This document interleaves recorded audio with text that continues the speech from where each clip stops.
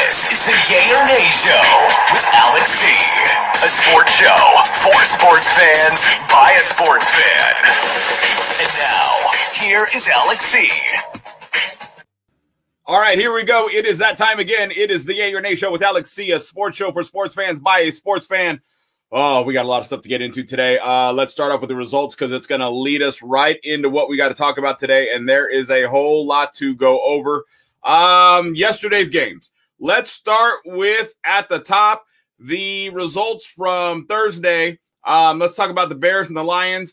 Not that this game was really that important, but again, the Lions playing well, fighting hard for their coach, believing in the system that's in place. Got to give accolades to the Lions for not giving up, for playing from whistle to whistle.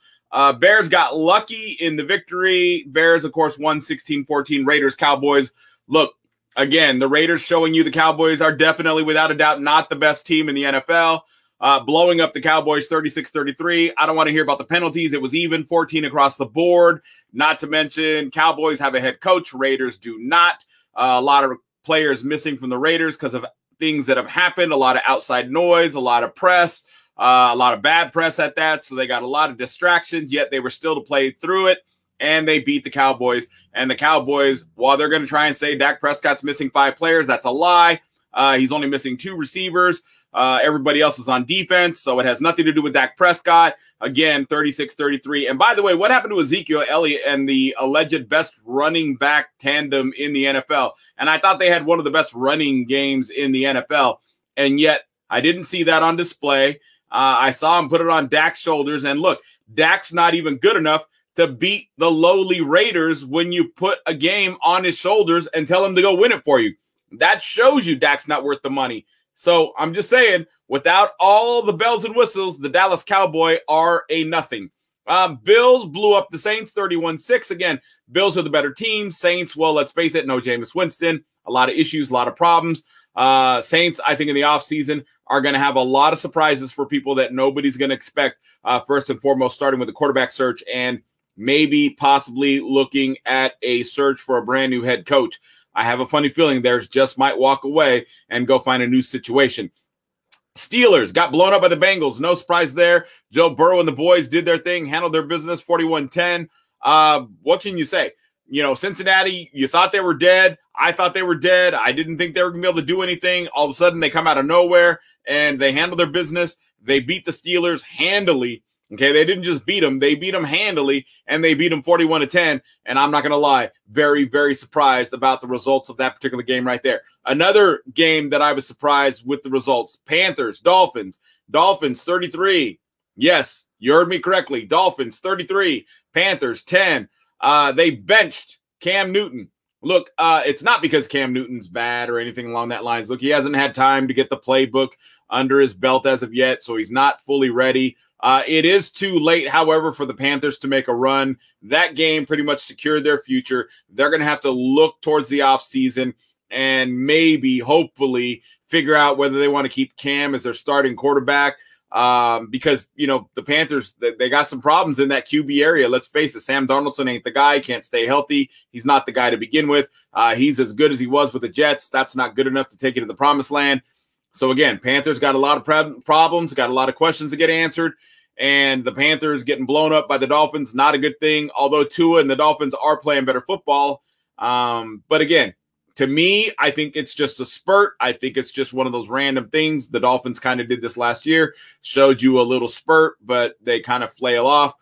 There's no consistency in it when it comes to the Dolphins. So, again, they did win 33-10, but I'm not looking forward to too many more victories from the Dolphins. Maybe they'll play harder for the remainder of the year. You know, a lot of guys playing for roster spots, hoping they can stay on board after this season's over, so they're going to play hard. I just don't see the Dolphins pulling off a lot more victories like this. Eagles, another surprise. Lots of surprises. Lots of surprises. Eagles, I don't even know where to begin. First of all, they lose to the Giants 13-7, as if that's not bad enough. But you got to say a lot of people want to put this on the quarterback for the Eagles. I disagree. I put this on the coaching staff. The Eagles have been a run-first, run-heavy football team. All of a sudden, they go against the Giants, and they forget to run the ball. And they go pass-heavy, one-dimensional, makes it easy for anybody to defend you. I don't care who you are. I don't care how bad your defense is. If a team becomes one-dimensional, it doesn't make it that hard to defend them. And there were a lot of mistakes. Drop balls, tipped balls. A lot of things happened to hurt Jalen Wentz. It wasn't Jalen Wentz. Yeah, he did, I believe, throw one that he tried to tightrope in. But other than that, it's not on him, and it's really on the coaching staff again, because they went from being a run-heavy football team to a one-dimensional throw football team, and they lost. And it's coaching. More than anything, this was on the coaching, and it absolutely destroyed the Eagles' opportunity to steal the NFC East. Without a doubt, this sealed their fate. They're done. They're over. No shot at the playoffs. No shot at winning the division. Titans, Patriots. Lots of injuries for the Titans. If you're going to look at this and go, realistic and look at it from the big picture point of view, you got to look at the fact that, missing wide receivers, missing Derrick Henry, those things add up offensively. They still played well. They still were in it, but then it just slipped away from them. Patriots, just too good. Again, they're on a hot streak. They have quietly been piling up the victories. They have quietly been walking their way up to the division lead and possibly making their way into the playoffs. Some people are talking Super Bowl. Mac Jones, could he be the first rookie to make it to the Super Bowl? Look, the Patriots, again, I've been saying this for a while, playing some of the hottest ball in the NFL, but they haven't played anybody yet because you caught the Titans at the right moment. They've won games, and they've won them big, and they've won games that they should win big if they want to prove that they are one of the better upper echelon teams. So for that, I would say absolutely correct. However, they still have a lot to prove. It's a rookie quarterback. There's a lot of pressure. I don't think Super Bowl talk is realistic. Playoffs, absolutely. Winning the division, absolutely. Super Bowl, absolutely not. But again, they're fun. They're interesting. But Mac Jones taking them to the promised land this year in his rookie season, even with arguably the best coach in the NFL, no, not going to happen. But again, it's fun to watch. One of the most grotesque things to hear from the national media is a Bill Belichick versus Tom Brady Super Bowl. Look, I don't get why these guys are all stuck on this. I really don't. I don't get, oh, what a great story. What story? What is the story? They played in the regular season. It was one of the most boring football games all season long. It was absolutely one of the most boring games. There was no hype, no excitement, no big deal. Who cares that Bill Belichick, a coach, a guy who stands on the sidelines, is coaching against his former quarterback? Who cares? It didn't make for an exciting game. Again, Patriots, Buccaneers, they played already, and it was one of the most arguably worst games of the season. B-O-R-I-N-G. Why would anybody want that to be the Super Bowl? It's just absolutely dumb to wish that that would be the Super Bowl, Patriots and the Buccaneers. If you want to bore people to death, you want to get no ratings, go ahead. Have the Patriots and the Buccaneers be the two in the Super Bowl. It's not going to happen anyways. You don't get to decide, and neither one of the teams is good enough to get there. Yes, I said it. Patriots, not good enough to get there. Buccaneers, absolutely not good enough to get there. All right, let's move on. Falcons, Jaguars, 21-14. Nobody cares, right? Obviously, nobody cares. Falcons did what they're supposed to do. They are the better of the two teams, both of them in the C category, which is see you later, looking forward to next year. Falcons did, again, what they were supposed to do, winning the game 21-14. Excuse me, 21-14. Sorry about that. All right, now, Buccaneers, Colts, 38-31. I thought the Colts were going to win. They should have won. Again, this to me was a surprise. I get it. The Bucs were favored. However, they shouldn't have been favored. The better of the two football teams is the Colts. The only reason why the Colts lost is they gave the game away.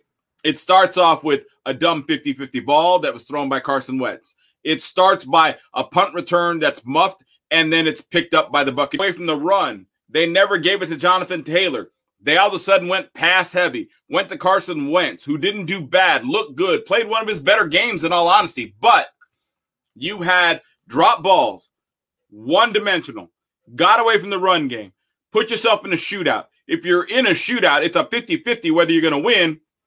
And then when you add in the dumb mistakes that were made, which is you're throwing it a lot. Your wide receivers hanging on the ball with one arm, getting it knocked out, fumbles recovered by the Buccaneers, a muffed punt.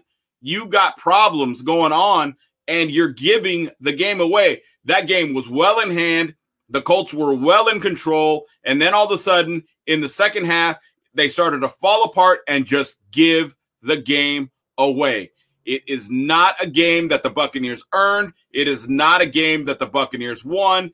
It is a game that Indianapolis gave away. They were clearly the better team, clearly are the better team.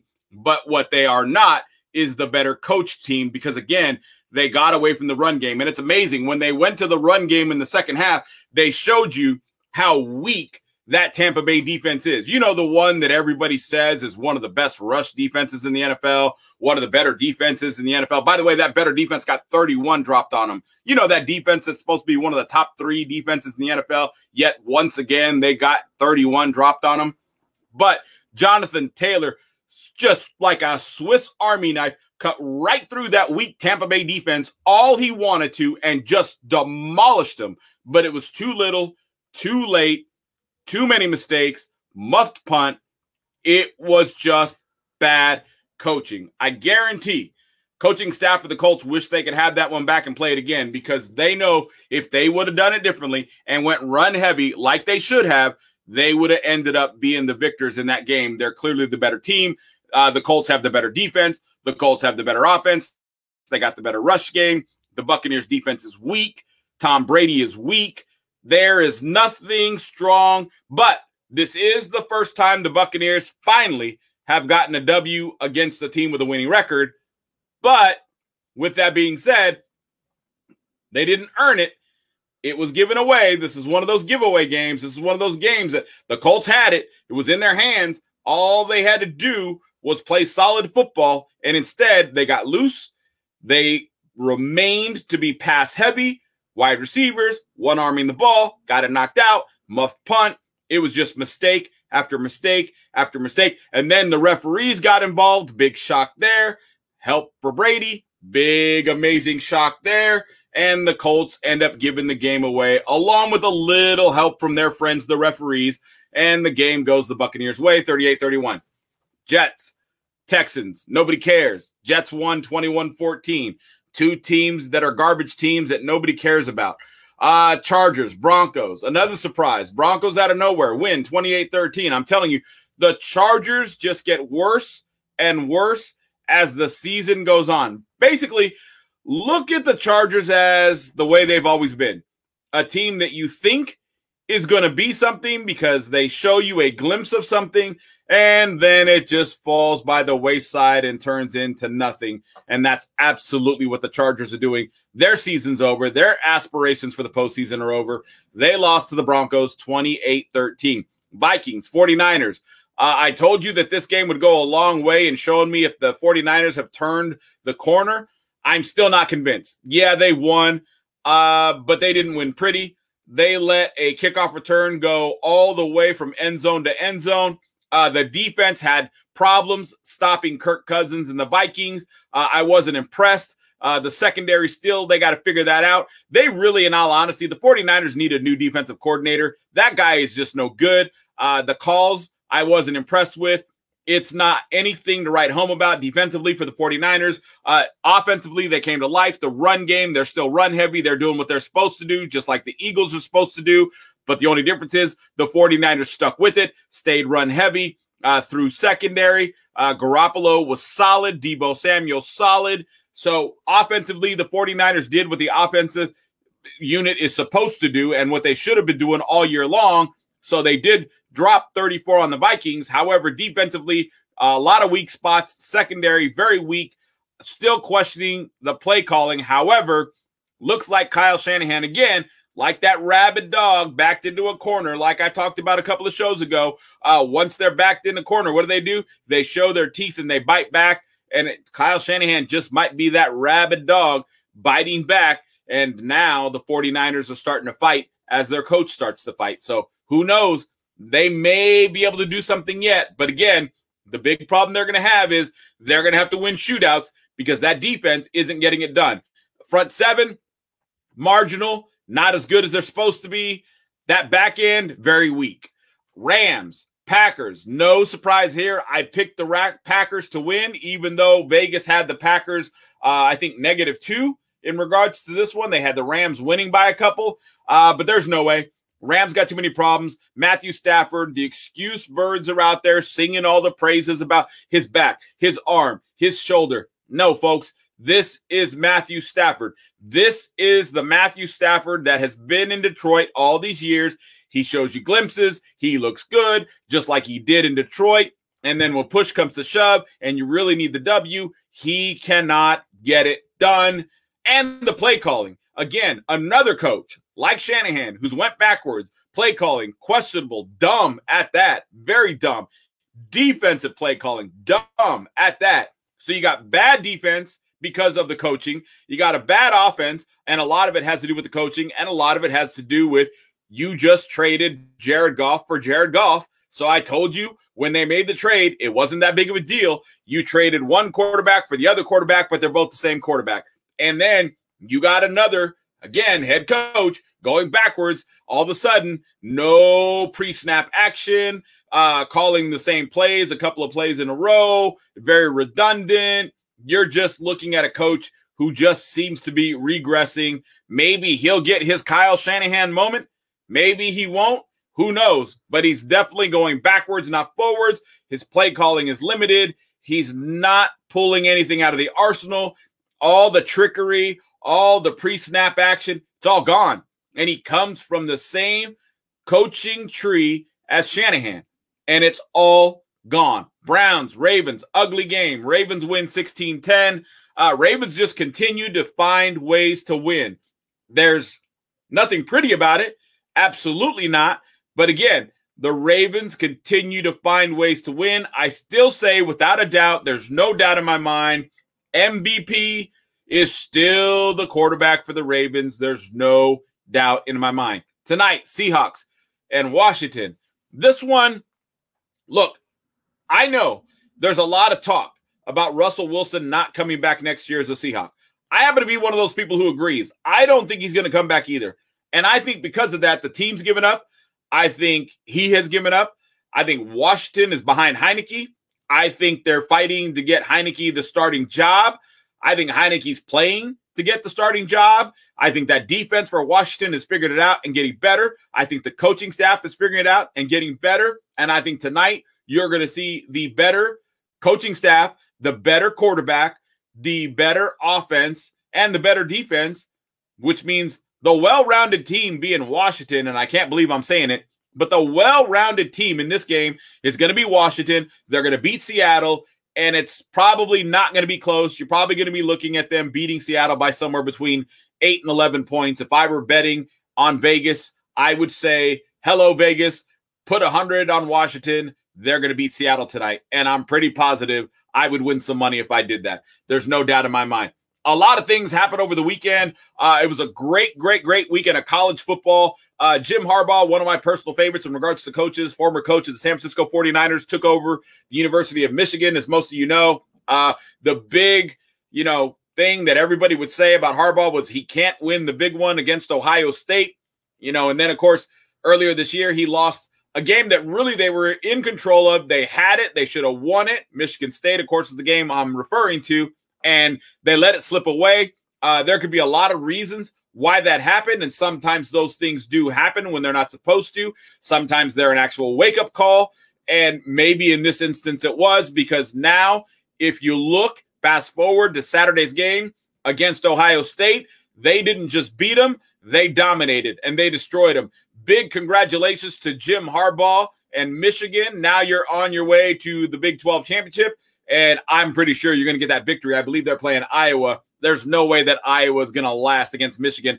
I'll bet you that game's over by the end of the first quarter. Without a doubt, Michigan is going to win that, and they're going to go to the college playoff. And again, big congratulations to Jim Harbaugh and the Michigan Wolverines. He took a pay cut in the offseason, and now he's showing you that not only was he serious in taking the pay cut, he's serious about figuring out how to win. And remember, he's doing it with the lesser talent. He's got the lesser talent roster, and Jim Harbaugh yet still beats Ohio State. That shows you, folks, that coaching matters. That's why when I talk about bad coaching for Indianapolis this weekend, it matters. When you talk about great coaching with Bill Belichick and the Patriots, it matters. Folks, coaching matters. All right, so I do have a lot of other things I want to go over.